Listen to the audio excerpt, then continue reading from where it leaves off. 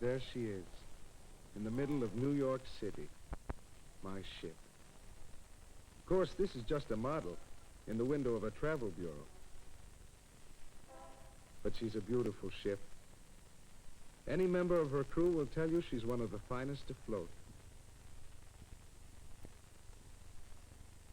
This is the first time I've ever been in New York City. I understand that almost as many people live here as in all Greece.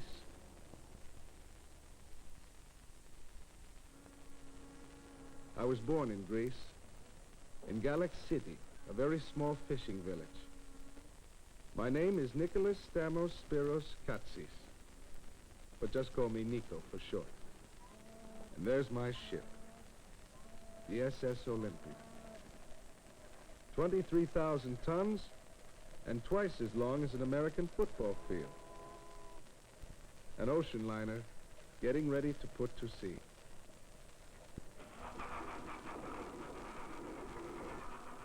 There's a lot of work to be done. Food to be taken on board, oil for the engines, and the passengers' automobiles, lifted up by the big winch as though they were little toys.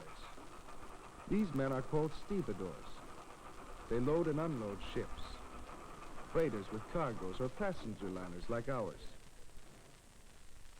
In the crew's quarters up forward is a very comfortable recreation room. Tonight, I show my friends the souvenirs I bought this afternoon in New York. For my brother, a miniature Statue of Liberty. And for my sister, a fan with a picture of the Statue of Liberty on it. Kocha, my best friend, says they're very nice souvenirs. Very nice. I was 15 when I left home. I haven't seen my family for a long time. After this voyage, though, the Olympia will make regular trips between America and Greece. Then I will see them often. The lights of a ship are never out. Work goes on all the time, even at night.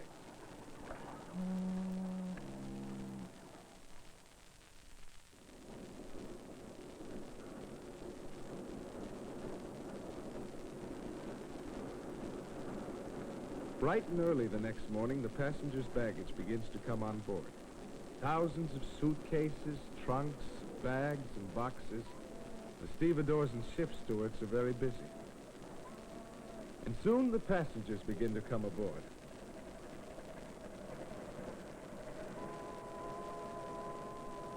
Baggage and passengers.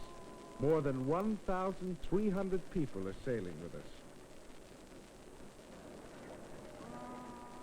Because we are in an American port, we fly the American flag as well as the Greek flag. And that blue and white signal flag means we'll soon put to sea.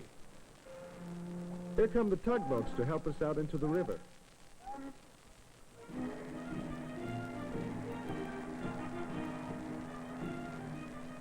Won't be long now before we leave the dock.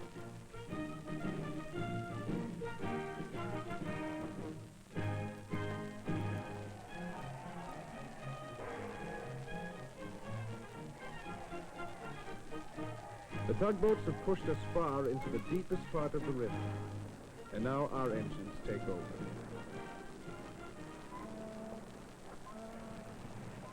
There's the United States, one of the world's fastest liners.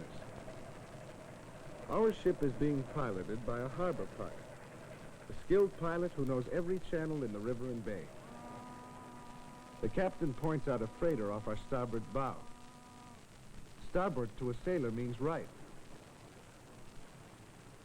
Now we are passing the Statue of Liberty, and we are leaving the skyline of New York City far astern. We are entering the Atlantic Ocean.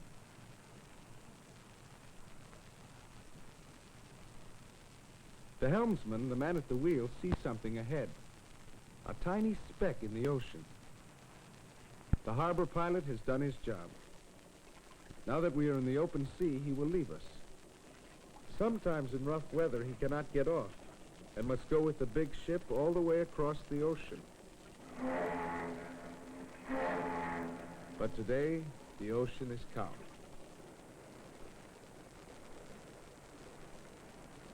Now the captain sets our course. From New York Harbor, we will be sailing by way of the regular Atlantic shipping lanes, a distance of more than 3,000 miles, as far as from New York City to Los Angeles. 3,000 miles across the Atlantic to our first port, Southampton, England. The Atlantic shipping lanes are the busiest in the world. Sometimes there are as many as 2,000 ships coming and going, their wakes crossing and recrossing. But often, you can sail for days and days and not see another ship so vast as the great Atlantic. We will be on the ocean for 5 days.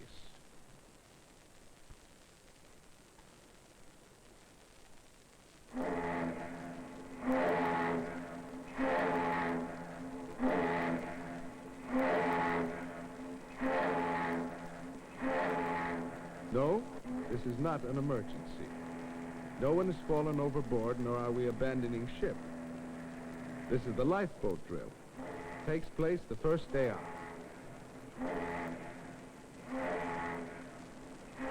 Everyone is assigned to a lifeboat station. Everyone has his own life jacket to keep him afloat in the water. There is little danger on an ocean voyage these days, but the lifeboats are kept ready for any emergency.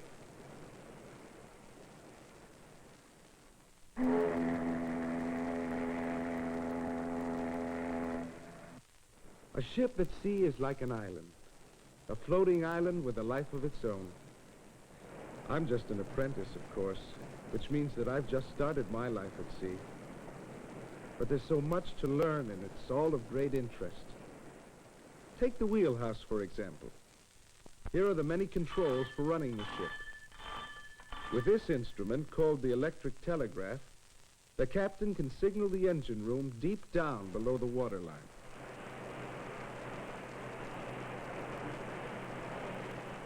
The Olympia is powered by 2 engines called steam turbine engines. This is Aleko, the chief engineer. His job is to keep the powerful engines operating. Our ship, like all modern liners, burns oil. Older ships used to burn coal. Day and night, the oil burners heat the water to make the steam which turns the big propeller shafts. Aleko inspects one of the 2 shafts in the very bottom of the ship.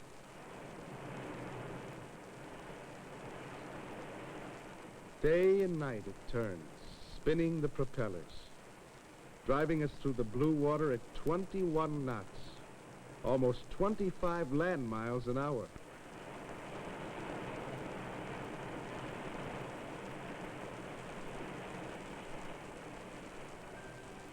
But a life of work is not the only one on board a passenger liner, especially for the passengers. A swimming pool in the middle of the Atlantic Ocean. A game of shuffleboard on the game deck. Robbie takes careful aim. Good shot. Now Robbie and his father play another game, deck tennis. There is always much to do during an ocean voyage.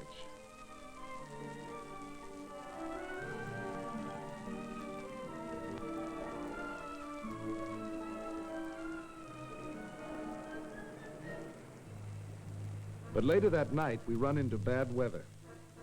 The passengers in the big dining room, where 500 people have dinner at the same time, do not seem to notice the bad weather.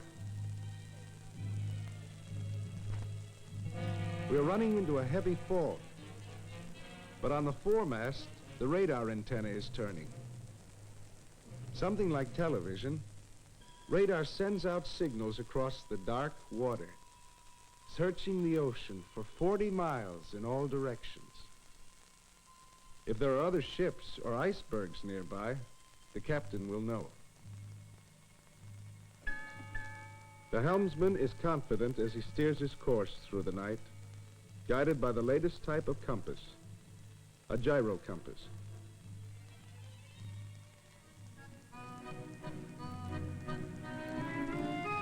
As the ship goes through the fog, members of the crew relax in their quarters up forward. In their comfortable, roomy cabins, the passengers feel secure and safe. No one is worried by the fog and bad weather.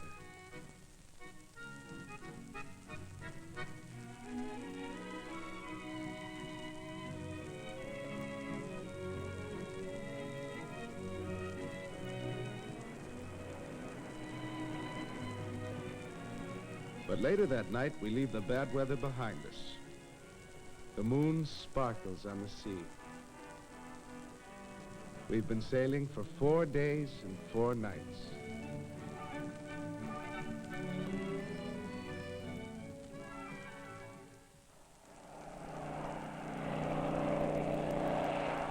Poacher points out a British aircraft which has flown out to inspect us. He also points out that the Union Jack, the British flag, flies from the foremast.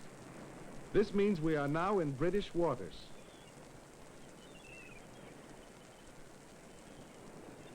And there it is, the coast of England. We're steaming up the English Channel to the port of Southampton. Now we see other ships. We will not go all the way into the harbor.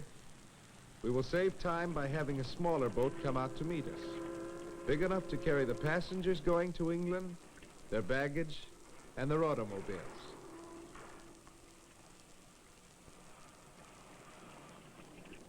There is just time now to say last-minute goodbyes and to take last-minute pictures. Many passengers will go on to France, but for others, the voyage is at an end. More than 300 years ago, the Pilgrims crossed from Plymouth, England, to America. It took more than 2 months. But we have crossed from America to England in 5 days on a great ocean liner, the SS Olympia.